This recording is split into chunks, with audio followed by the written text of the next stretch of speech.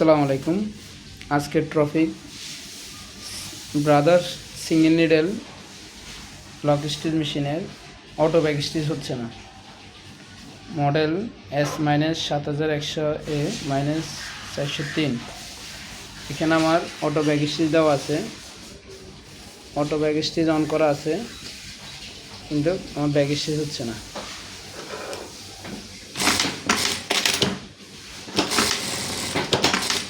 Back stitch দিলে back stitch বান হয়ে যায়, যে অটো কাজ করে না, জায়গা থামে যায়। ব্যাক স্টিচ দিলে কাপড় মেশিনে কাপড় টানতেছে, কিন্তু ব্যাক স্টিচ দিলে থামে জায়গা। আবার এখান থেকে হাতে ম্যানুয়ালি যদি ব্যাক স্টিচটা আমি মারি, তখন ব্যাক স্টিচটা ঠিক মতো হয়। যে ব্যাক স্টিচ আমার হচ্ছে সুন্দর, কোনো সমস্যা নেই, তাহলে অটো কাজ করতেছে না।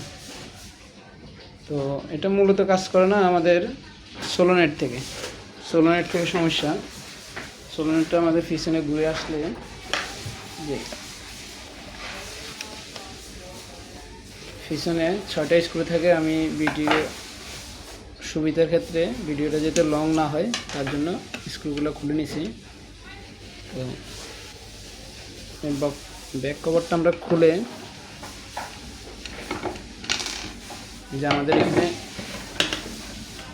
ব্যাক স্টিচের সোলোনেট আছে,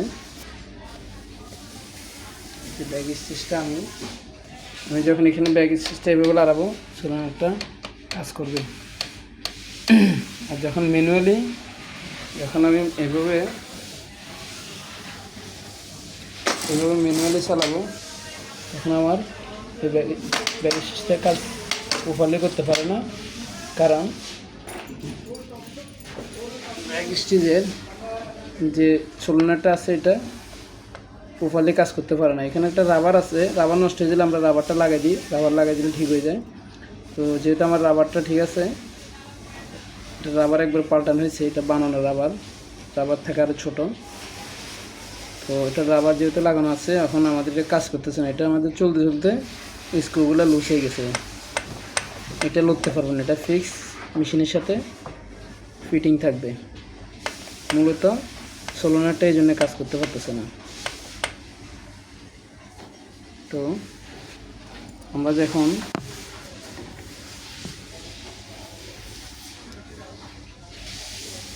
স্ক্রুগুলো ভালো করে টাইট দিয়ে নেব,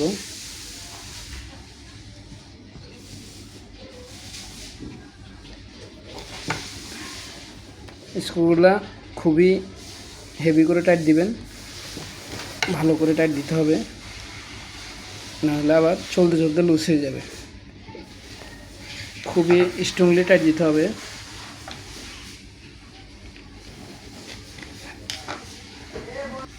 স্ক্রুগুলো ভালো করে টাইট দেওয়ার পর আমাদের এখন যে ব্যাক স্টিচ দেওয়া আছে অটো, এই যে এখন ব্যাক স্টিচ সুন্দর কাজ করতেছে। আবার এখানে আমার এই যে অটো সুইচ দিয়ে কাজ করতে দেখছেন। আগে আমার কাপড় দাম ধরে আটকে থাকতো। এই লাইটটা বন্ধ করে নিয়েছি, এখন ক্লিয়ার দেখবেন।